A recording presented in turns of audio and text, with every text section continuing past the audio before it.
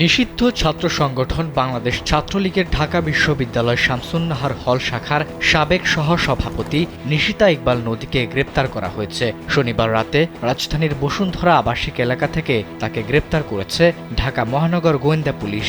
বিষয়টি নিশ্চিত করেছেন ঢাকা মহানগর পুলিশের অতিরিক্ত কমিশনার রেজাউল মল্লিক। এ প্রসঙ্গে গণমাধ্যমকে তিনি বলেন, সুনির্দিষ্ট অভিযোগ ও তথ্যের ভিত্তিতে ঢাকা বিশ্ববিদ্যালয় শামসুন্নাহার হল শাখা ছাত্রলীগের সাবেক সহসভাপতি নিশিতা ইকবাল নদীকে গ্রেপ্তার করা হয়েছে। নদীর বিরুদ্ধে একাধিক মামলা রয়েছে। সবশেষ গেল 23 অক্টোবর সন্ত্রাস বিরোধী আইনে দেশের সবচেয়ে পুরনো ছাত্র সংগঠন ছাত্রলীগকে নিষিদ্ধ ঘোষণা করে প্রজ্ঞাপন জারি করে স্বরাষ্ট্র মন্ত্রণালয়।